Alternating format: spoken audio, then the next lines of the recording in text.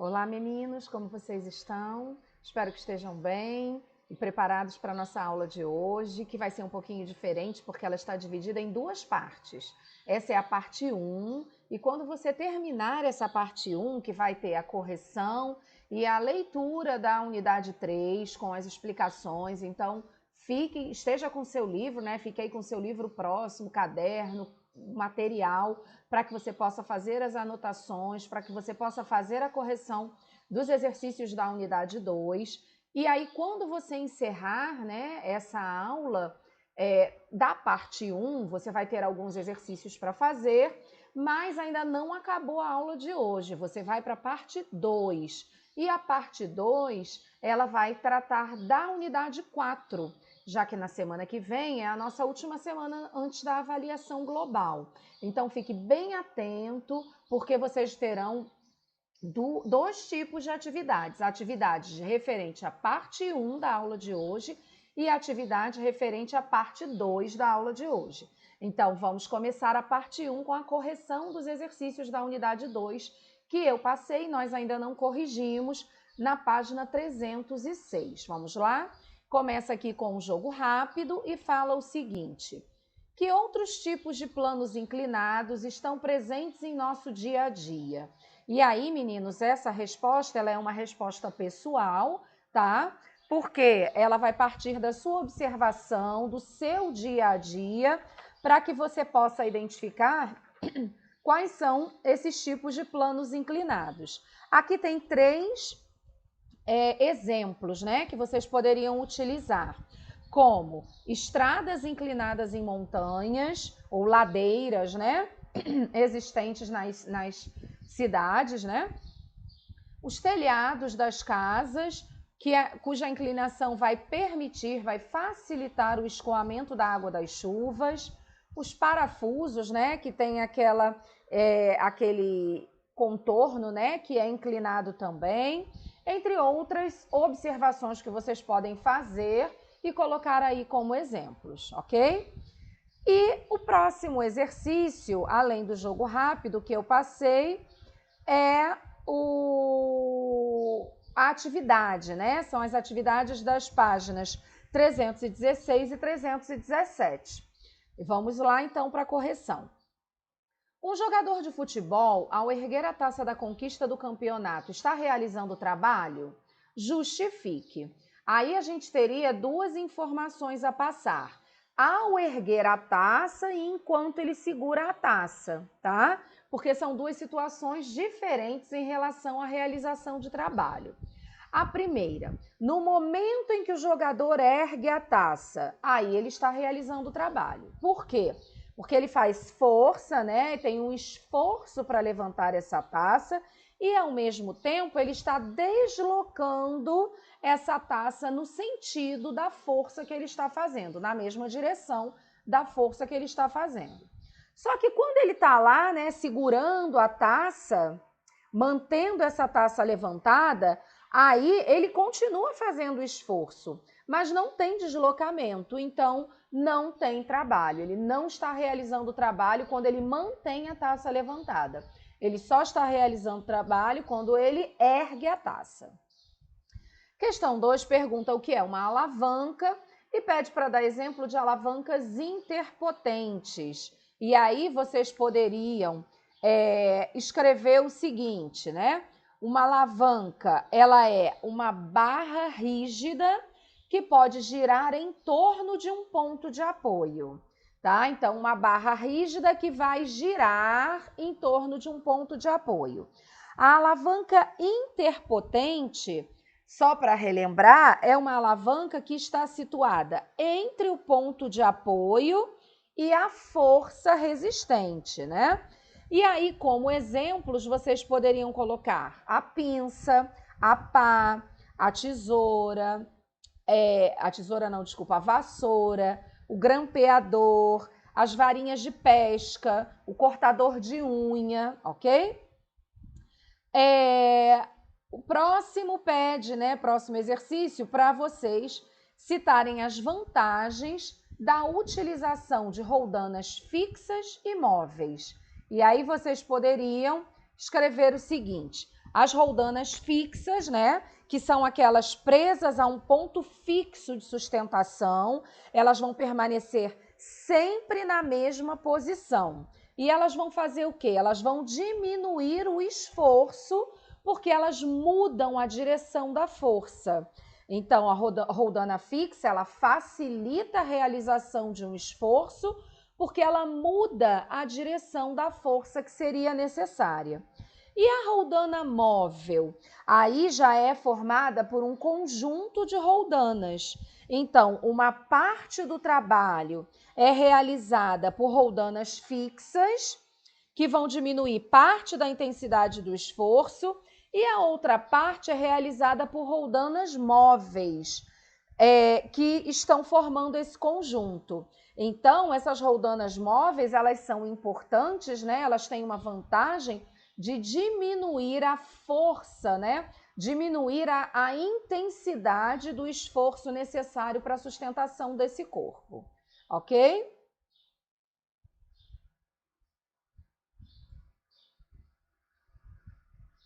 Continuando.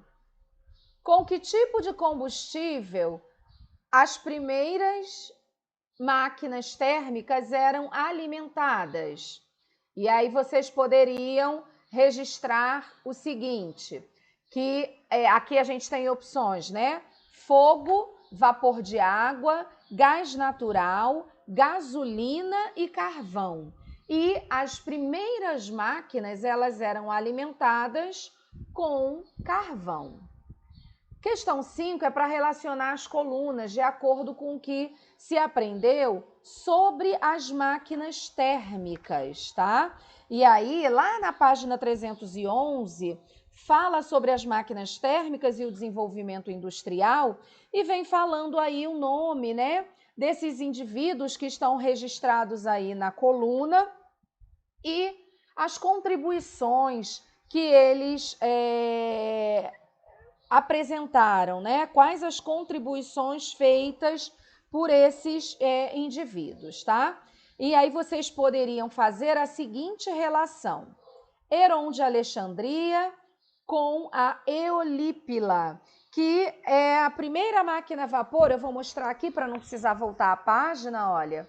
A primeira máquina a vapor já documentada, tá? Que vocês leram essa informação lá na página 311. Então, seria a relação que vocês fariam com Heron de Alexandria, ok? Quando se fala em Denis Papin, aí vocês já poderiam relacionar com ele sendo o precursor da autoclave. E aí, lá na página 312, ele fala isso, olha. Denis Papin foi um físico francês, inventor da marmita de Papin, uma máquina que tinha por objetivo aquecer a água a temperaturas superiores a seu ponto de ebulição, sendo um precursor da autoclave. Por quê? Porque a autoclave é um aparelho que vai utilizar vapor de água sob pressão para esterilização de instrumentos hospitalares, instrumentos em laboratório, tá? Depois a gente tem Thomas Newcomen, que poderia ser relacionado à primeira máquina a vapor que atendia às indústrias, tá? Ele era um engenheiro britânico que conseguiu melhorar o trabalho nas minas. Thomas Newcomen não, era um inglês, tá? Ele era britânico, mas ele foi o inventor da primeira máquina a vapor, como eu falei aqui, né? Primeiro, Thomas Newcomen, primeira máquina a vapor que atendia as indústrias. É porque eu li Thomas Newcomen e fui lá para o James Watt. Aí o próximo que é James Watt. James Watt, ele aperfeiçoou a máquina a vapor para outras utilizações. Ele sim era um engenheiro britânico e com esse aperfeiçoamento ele conseguiu fazer o quê? Ele conseguiu melhorar o trabalho nas minas, diminuindo assim o tempo de drenagem da água, tá? Então ele também teve uma importância muito grande, tá? Vamos lá. Aí a gente vai agora para a questão 6. Questão 6 diz o seguinte: quais os tipos de energia relacionadas à energia mecânica? E aí, com relação à energia mecânica, nós teríamos como resposta energia cinética e energia potencial, tá? Letra D. Número 7 fala o seguinte: uma caixa d'água armazena grande quantidade de água no alto de um prédio. Quando se abre a torneira em determinado andar, nota-se que a água jorra com força. Nesse sistema, que compreende caixa d'água, água e torneira, qual é o tipo de transformação de energia que ocorre? E aí vocês poderiam informar que, nesse sistema, o tipo de transformação é energia potencial gravitacional transformando-se em energia cinética, que é a energia de movimento, tá? O próximo, cite os principais impactos causados ao meio ambiente pelo avanço industrial e pelo desenvolvimento tecnológico. Então, como é que tudo que nos facilita a vida impacta no meio ambiente, né? Traz de prejudicial para o meio ambiente. E aí vocês poderiam registrar que seria a poluição do ar, a poluição das águas, o consumo indevido dos recursos naturais, né, de uma forma indiscriminada, esgotando esses recursos naturais, o desmatamento e a degradação do solo, ok? Vamos lá agora para a próxima página, que a gente tem a tarefa, né? E aí nós precisamos completar no número 1 essa frase. E na frase a gente pode completar da seguinte forma: existe trabalho quando determinada força aplicada a um corpo gera um deslocamento na mesma direção, tá? Deixa eu colocar aqui. Força aplicada a um corpo gera um deslocamento na mesma direção. Depois vem o que são máquinas simples. E aí vocês poderiam registrar que máquinas simples são instrumentos capazes de intensificar os efeitos de uma força, ou seja, vão aumentar esses efeitos de uma força, modificando e transmitindo sua ação para a realização de um movimento, tá? Número 3 pede para a gente considerar o mecanismo de funcionamento de um pêndulo.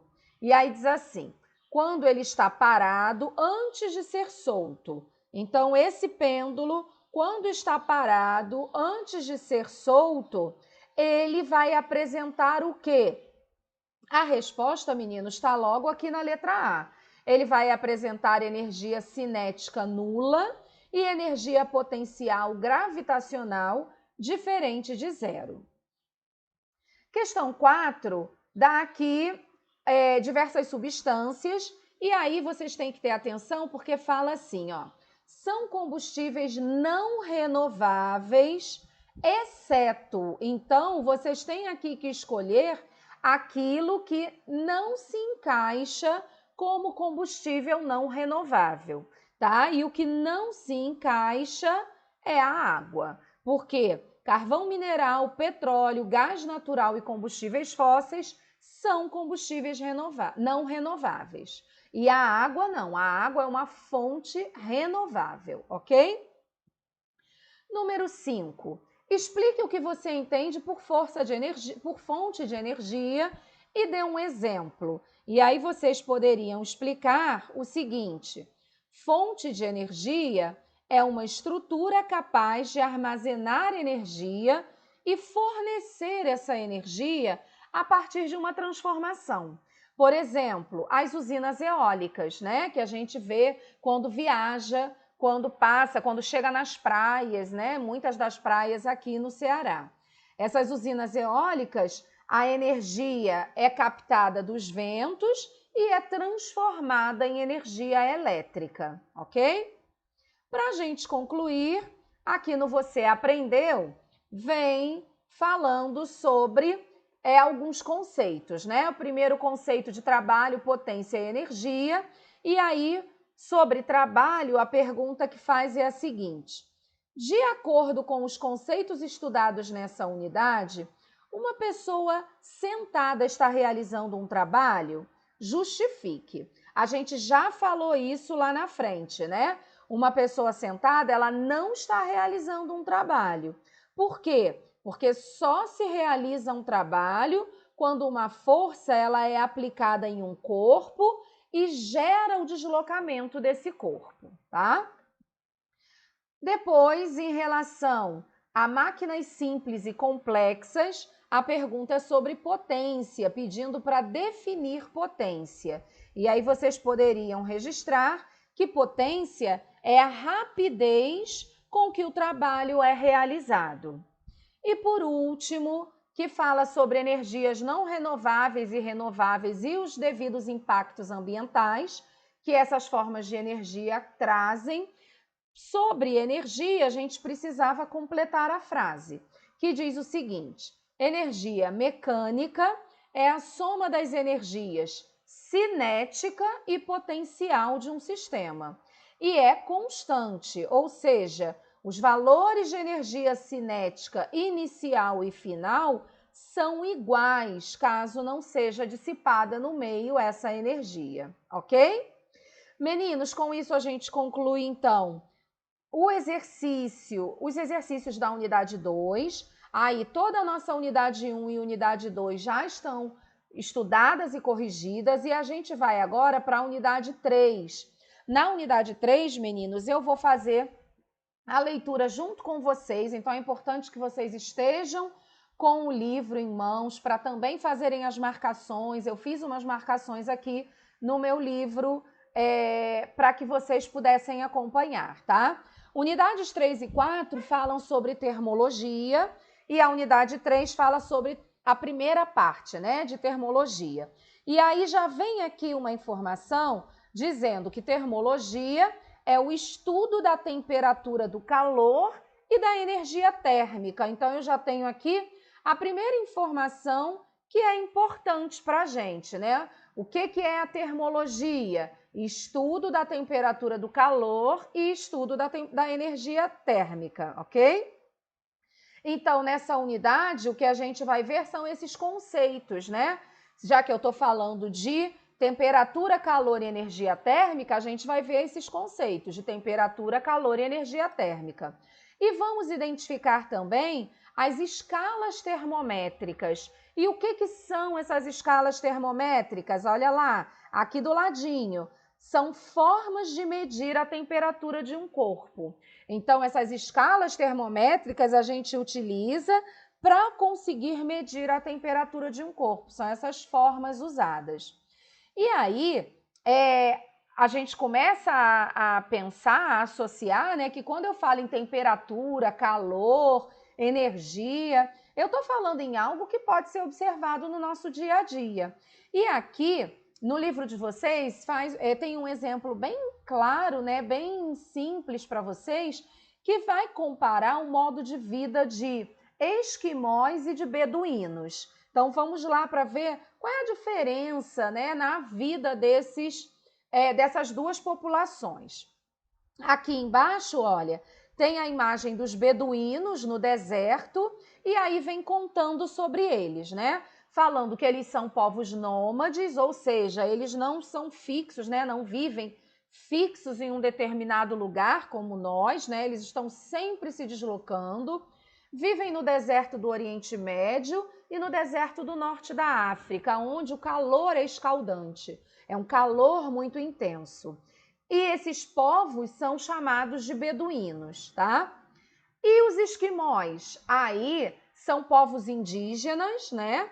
Que são chamados de esquimós ou inuites, que vivem nas regiões mais geladas da Terra, como, por exemplo, a Sibéria, o Alasca e a Groenlândia.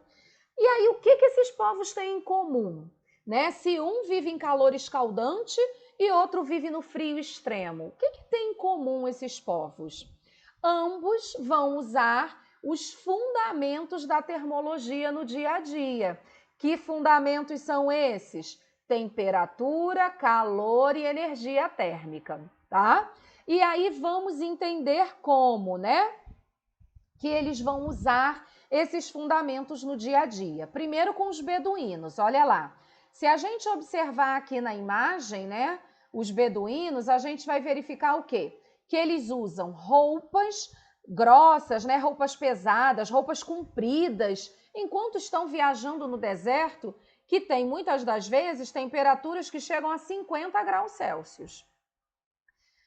Por que eles não viajam, então, de bermuda, ou short, camiseta, ou sem camisa? Tá? Eles sempre estão muito agasalhados, com panos cobrindo o rosto, o corpo inteiro, tá? Porque eles sabem, né? Eles fazem isso, eles estão sempre cobrindo todo o corpo, porque eles sabem que os tecidos são maus condutores de energia térmica, ou seja, não fazem essa condução de energia térmica de uma forma boa. Eles funcionam como isolantes térmicos, principalmente, né, como fala aí, os tecidos feitos de lã.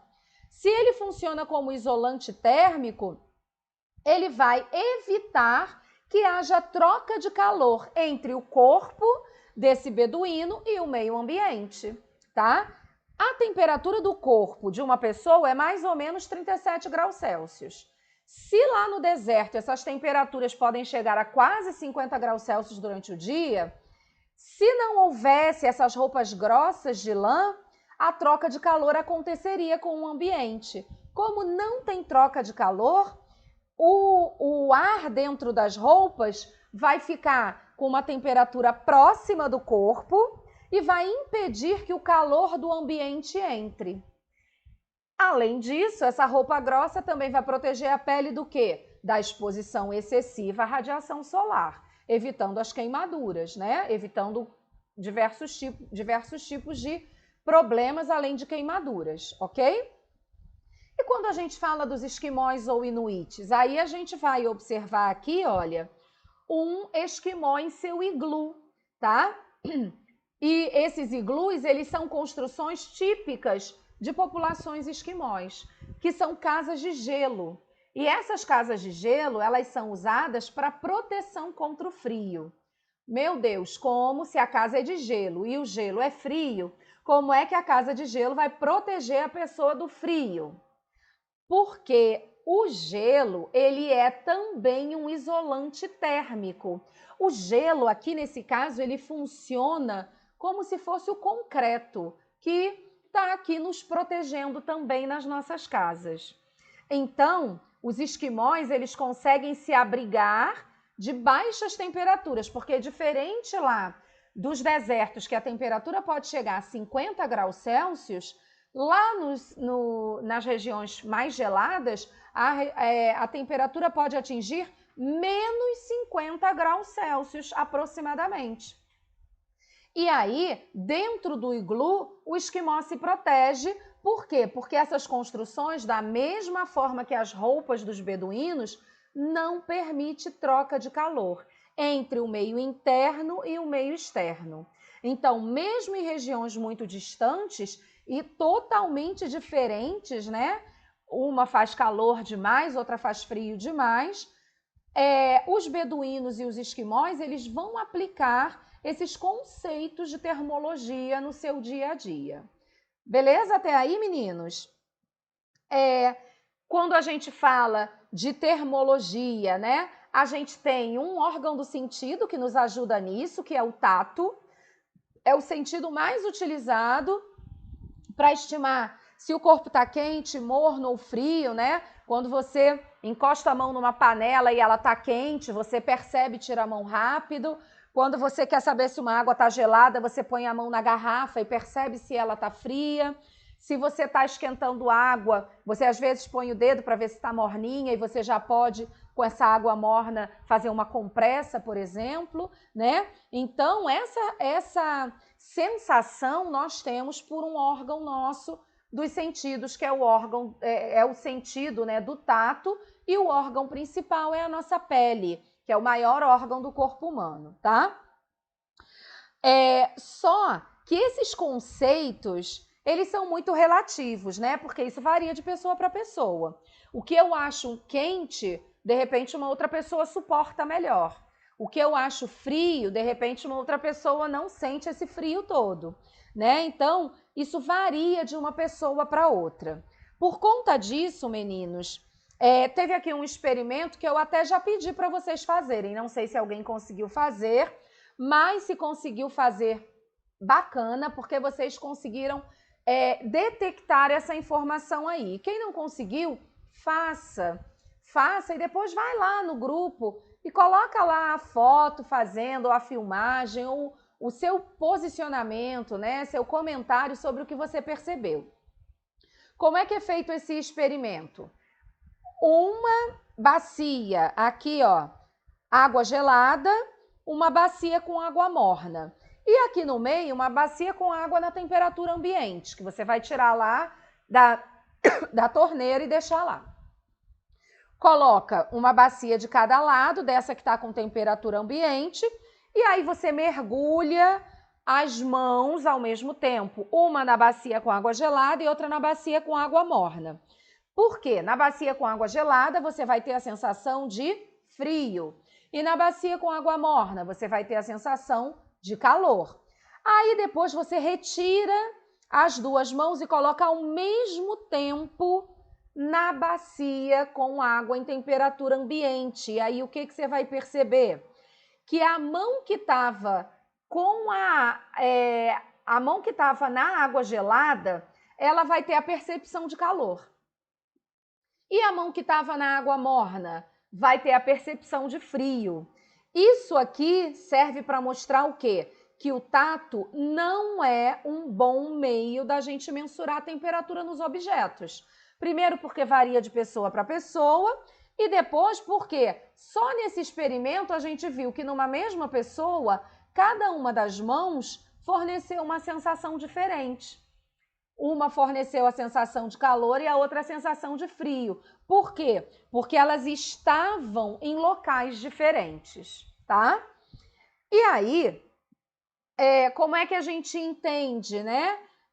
Essa temperatura, o que é essa energia térmica, né? A gente vai perceber, né, que uma tá gelada, outra tá morna, outra tá quente. Por quê? Porque as moléculas de água, elas estão o tempo inteiro em movimento. Elas estão vibrando. E quando elas vibram, elas se movimentam e mudam de lugar umas com as outras, uma molécula com a outra. Essa movimentação das moléculas, que acontece o tempo inteiro, ela é chamada de agitação térmica. E ela é causada pela energia térmica. Então, quanto maior a agitação, maior o calor. Quanto menor a agitação, menor o calor, ou seja, mais frio, tá?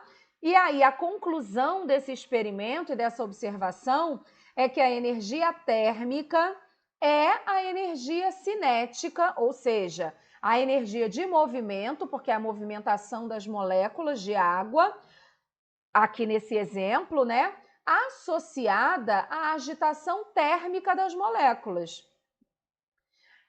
Então, no caso da água quente, as moléculas têm alto grau de agitação térmica. E na água fria, baixo grau de agitação térmica, como eu já tinha falado, ok? Aí a gente vai, então, falar sobre dois conceitos que são calor e equilíbrio térmico, que são conceitos da termologia.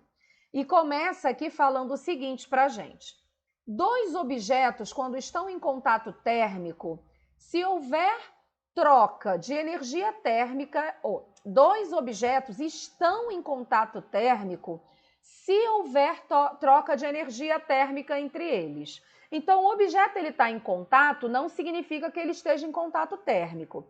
Ele só vai estar em contato térmico se tiver energia térmica sendo passada de um objeto para outro, tá?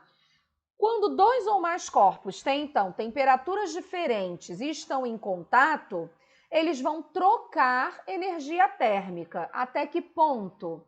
Até atingir o equilíbrio térmico, ou seja, até que depois de um certo tempo, ambos os objetos estejam numa temperatura intermediária à temperatura inicial. Olha lá o exemplo. Aqui tem um objeto que está com 50 graus Celsius e aqui um objeto com 20 graus Celsius. Então, enquanto eles estão em contato, tá? A gente está dizendo aqui que existe esse contato térmico, porque eles estão fazendo transmissão de energia térmica, da onde tem mais calor para onde tem menos calor.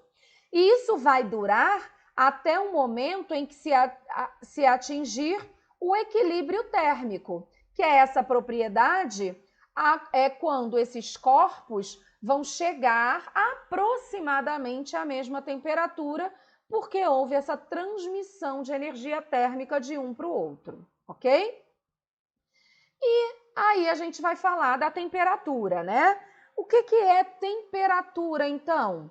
A gente pode dizer que a temperatura é uma grandeza física, porque ela não está relacionada à reação química, que vai medir o nível de agitação das moléculas e dos átomos, que vão formar um corpo. Então, por exemplo, quando a gente diz que um corpo A se encontra numa temperatura superior a um corpo B, vamos entender, né? Vamos dizer aqui, corpo A, esse aqui, 50 graus Celsius, está numa temperatura superior ao corpo B, que é esse de 20 graus Celsius. A gente vai entender o quê? Que o nível de agitação térmica do corpo A, dessas moléculas do corpo A, é maior do que o nível de agitação térmica das moléculas que o corpo B. Então, as moléculas no corpo A estão mais agitadas do que no corpo B, que a temperatura é menor, ok? Espero que vocês estejam entendendo, meninos. Qualquer coisa, lá no nosso grupo do WhatsApp do 7º ano. Para medir temperatura, a gente usa o termômetro. Todo mundo já deve ter usado termômetro uma vez na vida, que se lembre, para poder fazer a medição da sua temperatura, porque alguém achou que você estava com febre, tá? Então, o termômetro, ele é esse instrumento, ele vai medir quantitativamente a temperatura do sistema, de um sistema, né? De um corpo.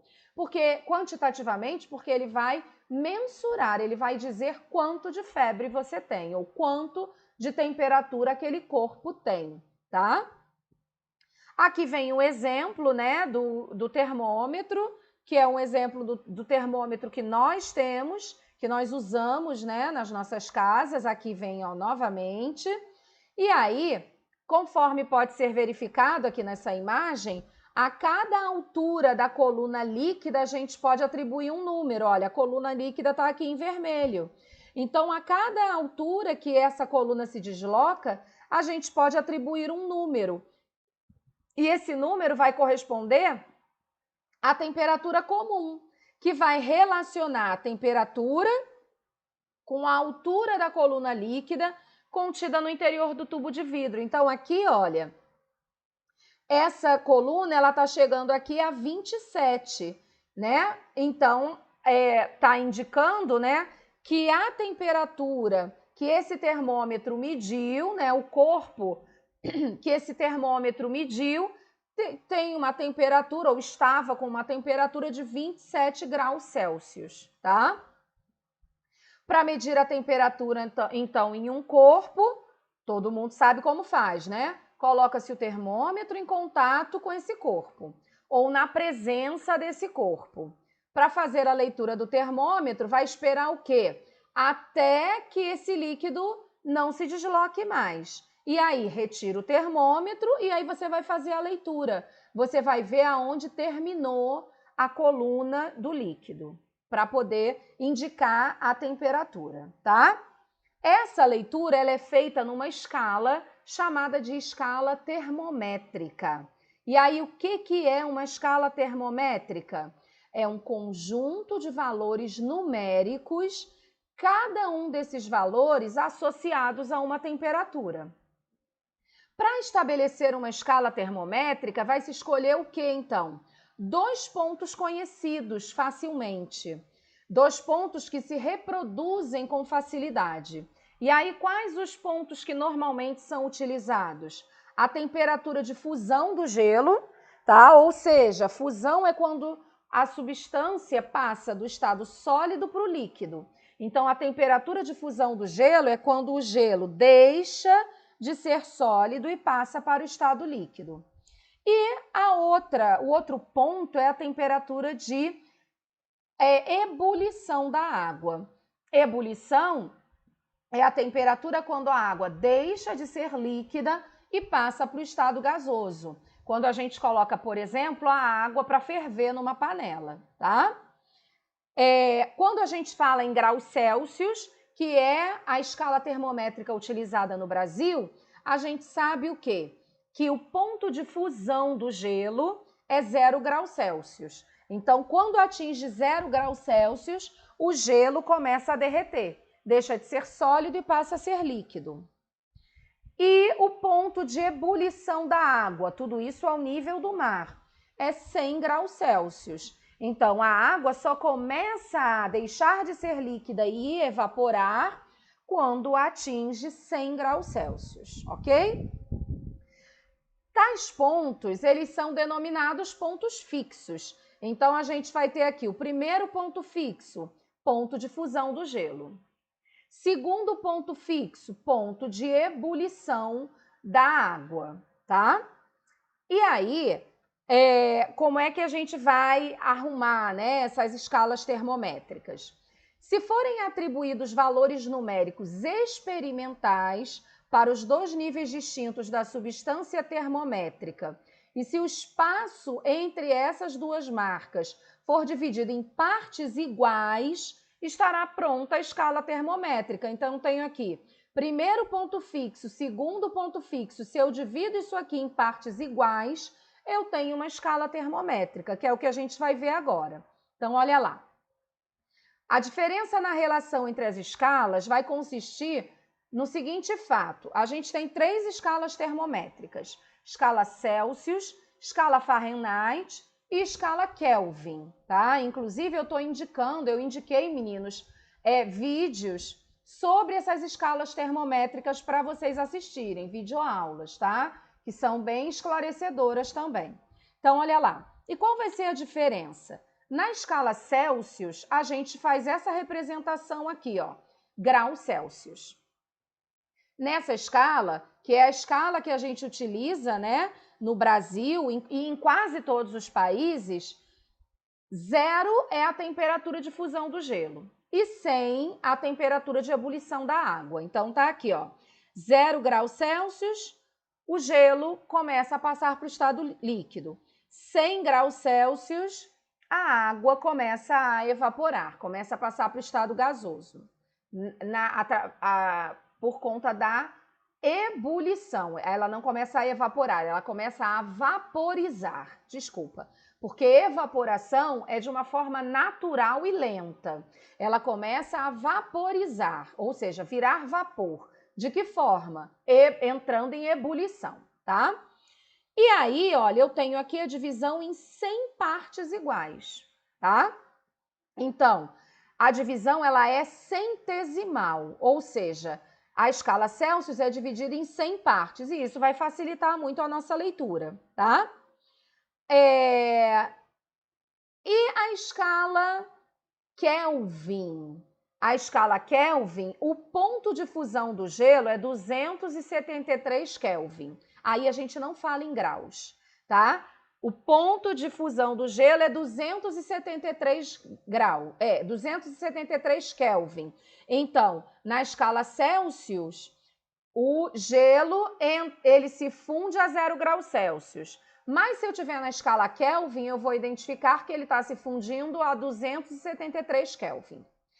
E na escala Celsius, enquanto a água entra em ebulição a 100 graus Celsius, se eu for medir em Kelvin, eu vou ver que essa água está a 373 Kelvin. E na escala Fahrenheit? Aí já é outra medida. O gelo vai se fundir a 32 graus Fahrenheit e vai a água entrar em ebulição a 212 graus Fahrenheit, tá? Então aqui, olha, escala Celsius usada em quase todos os países, inclusive o Brasil. A escala Fahrenheit, ela é importante, meninos, porque ela é a escala usada nos Estados Unidos, né? Então, muitas coisas que nós acabamos absorvendo de cultura de lá, a gente vai ouvir falar em escala Fahrenheit, tá? Aqui vem, olha, a marcação, tá? Ponto de fusão do gelo, 32 graus Fahrenheit, ponto de ebulição da água, 202 graus Fahrenheit. E aqui, meninos, a divisão em partes iguais deu 180 partes, tá? Então, essa escala tem uma divisão diferente da escala Celsius e da escala Kelvin, porque ela tem uma divisão em 180 partes iguais e não em 100 partes iguais, tá? E é a escala usada nos Estados Unidos. E a escala Kelvin? E o nome, gente, é por causa de quem desenvolveu, né? Escala Celsius foi desenvolvida pelo astrônomo sueco Anders Celsius. Escala Fahrenheit, desenvolvida pelo alemão Daniel Fahrenheit. E a escala Kelvin foi desenvolvida por William Thomson, que tinha um título de nobreza, ele era chamado de Lord Kelvin. Por isso, se criou, né, se deu esse nome de escala Kelvin, que também é conhecida como escala absoluta. E aí, como é que Lord Kelvin fez, né? Ele concluiu que a mínima temperatura teoricamente possível para um corpo chegar, que um corpo vai resistir chegar, seria aproximadamente menos 273,15 graus Celsius. Ou seja, aproximadamente menos 273 graus Celsius. Isso ele fez após muitas verificações, após muitos estudos. Então, ele percebeu que o limite máximo que um corpo suporta da menor temperatura possível seria em torno de menos 273 graus Celsius. Essa temperatura, então, ela é chamada de zero absoluto. E ela jamais foi constatada no universo, tá? E nem obtida em laboratórios. Mas, como se chegou em valores muito próximos a ela, e como através de estudos chegou-se a esse valor, ela é denominada o zero absoluto, porque é o limite aonde o ser vivo consegue suportar. Para a construção da escala Kelvin, também denominada escala absoluta, Kelvin então propôs o quê? Que o valor 0 Kelvin, ele seria o limite inferior. E ele graduou de tal forma que cada intervalo de temperatura corresponderia na sua escala exatamente a um intervalo de temperatura da escala Celsius. Por isso que a gente também vai ter essa escala dividida em 100 partes iguais, porque ela tem uma equivalência com a escala Celsius, tá? Porque o zero absoluto, ele surgiu a partir da identificação da menor temperatura em graus Celsius que se identificou que algum ser vivo conseguiria suportar. Aqui eu não estou dizendo todo ser vivo, tá? Mas algum ser vivo. E aí, desse modo, então, ele vai ter o quê? Aqui no termômetro, né? O ponto de fusão do gelo, 273 Kelvin. E o ponto de ebulição da água, 373 Kelvin, ok? Qual a relação entre essas escalas? A gente vai considerar, na verdade, que essas escalas elas são iguais. Elas só vão mudar na graduação, tá? Elas vão mudar na forma como elas foram graduadas, como elas foram calculadas, tá? Elas constituem, então, pontos de referência para a construção da escala de medida, para que se possa fazer essa medida das temperaturas, tá? Normalmente, o que vai acontecer? Vão ser considerados esses pontos fixos. O primeiro, ponto de fusão do gelo, o segundo, ponto de ebulição da água. A gente já viu isso, tá? E aí a gente vai poder relacionar os comprimentos das hastes nas 3 escalas termométricas, onde eu tenho aqui ponto de fusão do gelo, que na escala Celsius é 0 graus Celsius, na Fahrenheit 32 graus Fahrenheit e na escala Kelvin, 273 Kelvin. E ponto de ebulição da água. Então, esses pontos são fixos, eles são idênticos, só vai mudar a graduação. Na ebulição da água, Celsius em 100 graus, Fahrenheit 212 graus e 373 Kelvin. Escala Celsius e escala Kelvin. Do ponto de fusão ao ponto de ebulição, dividido em 100 partes. Escala Fahrenheit, do ponto de fusão ao ponto de ebulição, dividido em 180 partes. Mas a gente tem os mesmos pontos fixos, ebulição da água e fusão do gelo. Então, a gente tem uma comparação entre as 3 diferentes escalas termométricas, tá?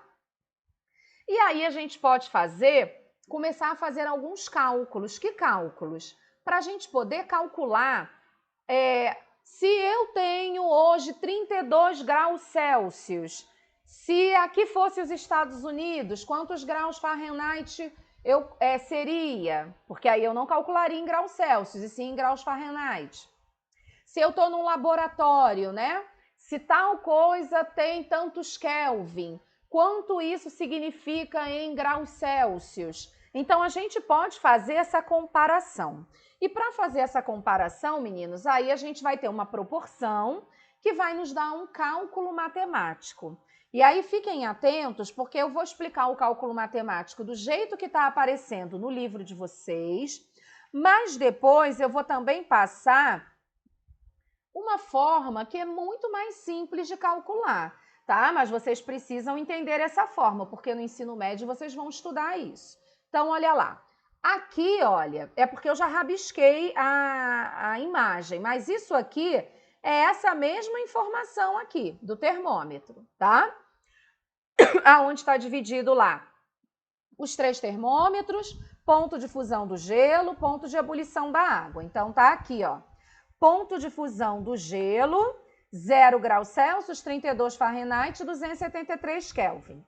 Ponto de ebulição da água, 100 graus Celsius, 212 graus Fahrenheit, 373 Kelvin.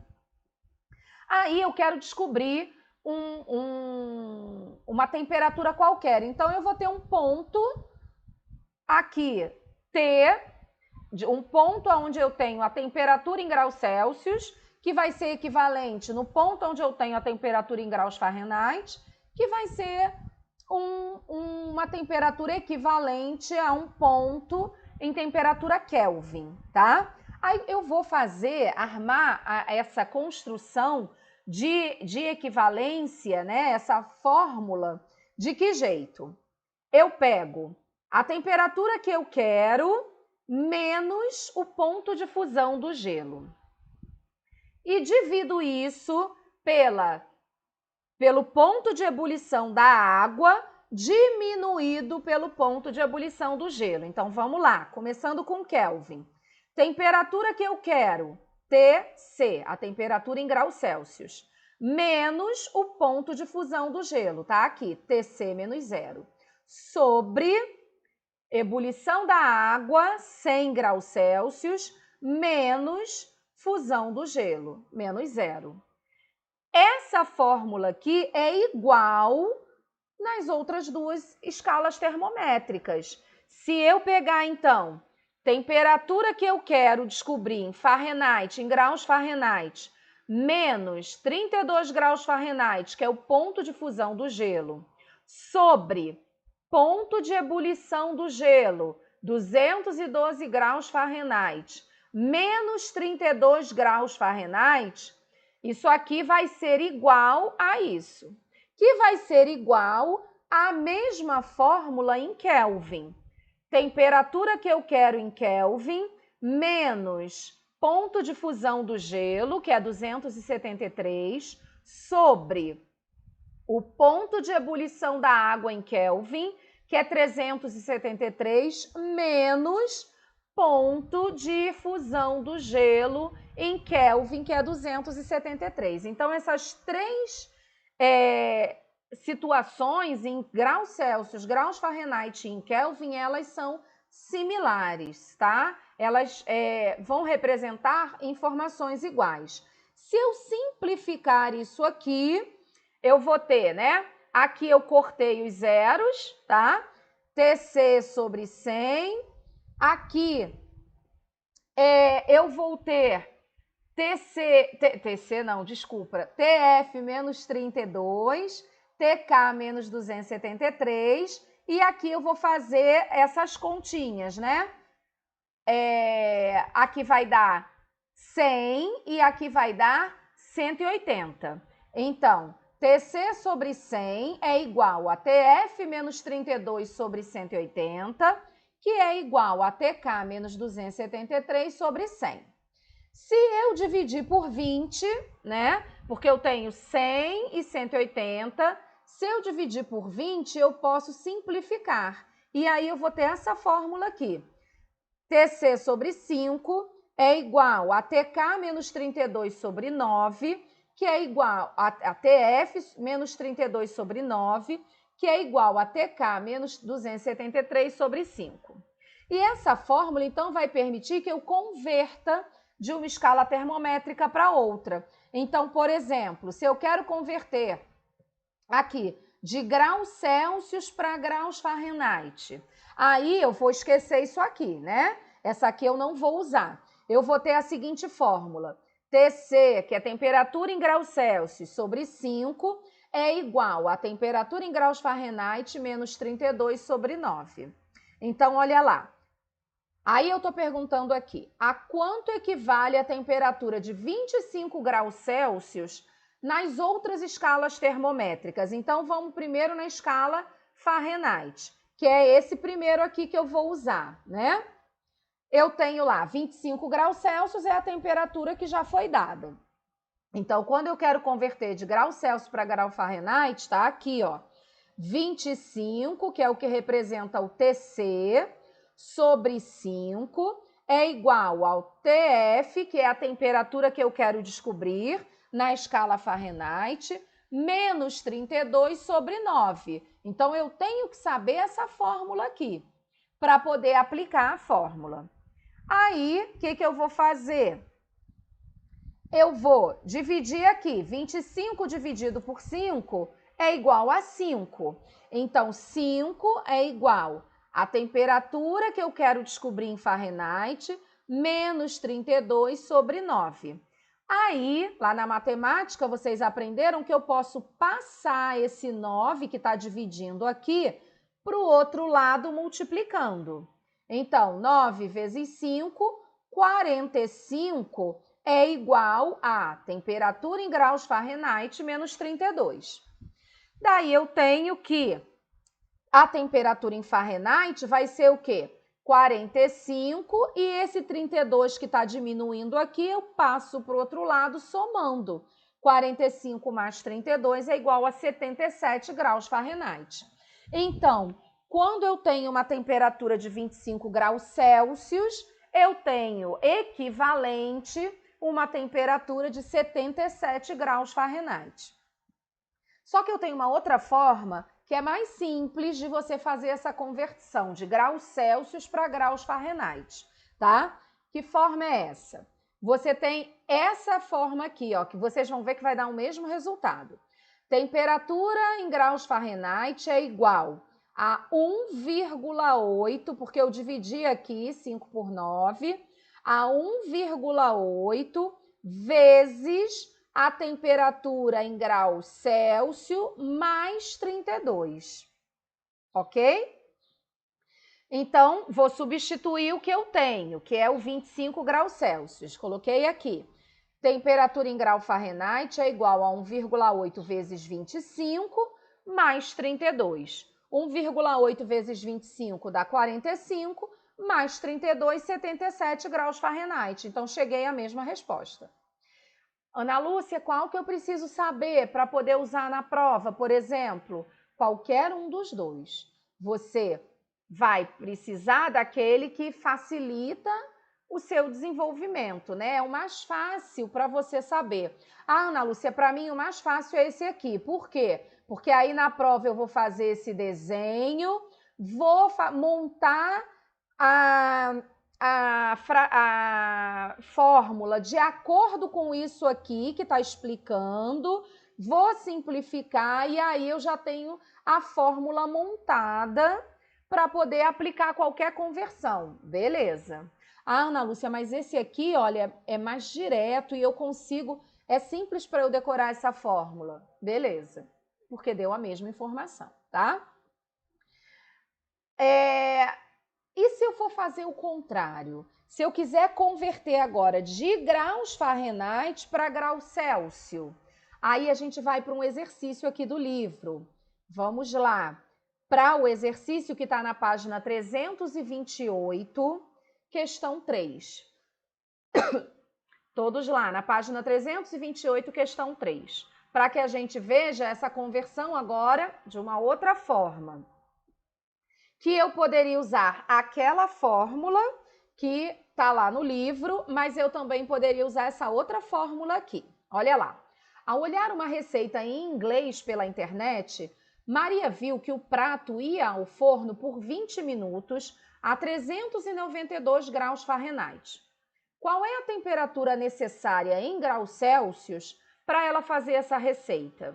Porque a nossa temperatura é medida em graus Celsius. Então, aqui, lá no exemplo, ele converteu de graus Celsius para graus Fahrenheit. E aí, a gente multiplicou aqui.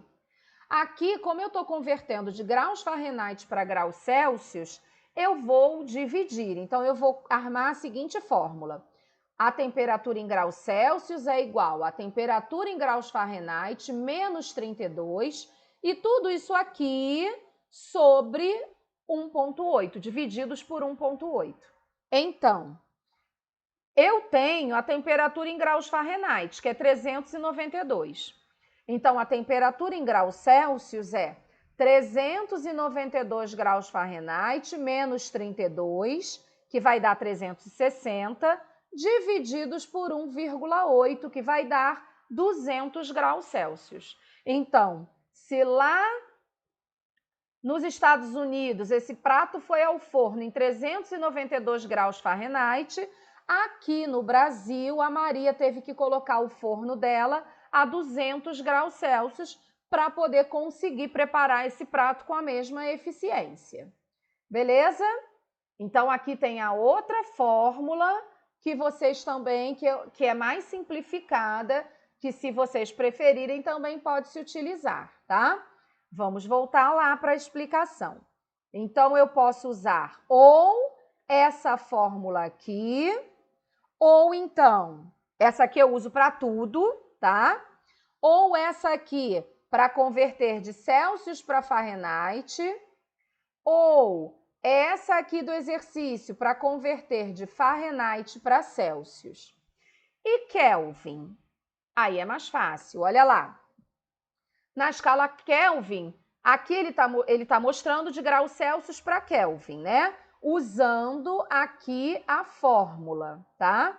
Essa fórmula aqui. Então, se ele está usando graus Celsius para Kelvin, eu vou pegar aqui, ó, temperatura em Celsius sobre 5 é igual a temperatura em Kelvin menos 273 sobre 5. Eu vou desprezar isso aqui porque eu não estou falando agora de Fahrenheit. Eu estou falando de graus Celsius, que é 25, para converter para Kelvin. Então, olha lá. De novo, eu vou ter 25 sobre 5 igual a temperatura de Kelvin menos 273 sobre 5. 25 sobre 5 vai dar 5. E aqui eu tenho, novamente, esse 5 aqui que está dividindo, eu passo para o outro lado multiplicando. Então, eu vou ter 25 é igual a temperatura em Kelvin menos 273. Aí, eu passo esse 273 que estava diminuindo para o outro lado, somando. Então, a temperatura em Kelvin, 25 graus Celsius em Kelvin representa 298 Kelvin. Ou, de uma forma mais simples, eu posso dizer, se eu quiser converter de graus Celsius para Kelvin, que a temperatura em Kelvin é igual à temperatura em graus Celsius mais 273. Tá aqui, ó. 25, que eu já tinha, mais 273, igual a 298 Kelvin. A mesma coisa que eu achei ali. E se eu quiser fazer o contrário? Se eu tiver a temperatura em Kelvin e quiser descobrir quantos graus Celsius aquilo corresponde, que nem lá no exercício, né, que estava de Fahrenheit para Celsius. Aí é simples, o que eu somei para converter de Celsius para Kelvin, eu diminuo para converter de Kelvin para Celsius. Então, a temperatura em graus Celsius agora é igual à temperatura em Kelvin menos 273. Meninos, eu espero que tenha ficado entendido, tá? Aproveitem e façam essas anotações enquanto vocês estiverem assistindo ou depois revejam a aula, façam essas anotações e deixem no livro, para facilitar a hora de estudar. Terminando esse vídeo agora, né, que nós estamos, a gente vai ter terminado a parte 1 da nossa aula de hoje. Não se esqueçam que também tem a parte 2, que é o próximo vídeo. Aí a gente concluiu, então, unidades 2 e concluiu a parte da unidade 3, a parte teórica. Terminou isso tudo, o que você vai fazer? Eu sugeri 6 vídeos aqui embaixo para vocês assistirem, falando sobre coisas que eu já falei, mas que vão explicar de uma forma diferente, então pode facilitar a sua compreensão. Então, é vídeo falando sobre a diferença entre calor e temperatura, sobre escalas termométricas, sobre termoscópios, sobre essas conversões que eu acabei de explicar, tá? Terminou de corrigir a unidade 2, de assistir a essa aula que eu dei, de assistir a esses 6 vídeos. Aí, para concluir a unidade 3, você vai fazer esses exercícios aqui, ó. Página 319, 27, 28 e 29, para que a gente possa concluir os exercícios da unidade 3. Se você não fez aquele experimento da página 320 que eu falei hoje, e você tiver oportunidade, faça. Aí, acabou de fazer isso tudo, não acabou sua aula de hoje. Você vai fechar esse vídeo e vai para a parte 2, tá? Porque tem agora uma aula de ciências, 18 de junho, parte 2. Quando você acabar a parte 2, aí sim concluiu sua aula de hoje. Tudo bem, meninos? Por enquanto, estamos por aqui. Ficamos aqui e vamos para a parte 2 agora. Até já!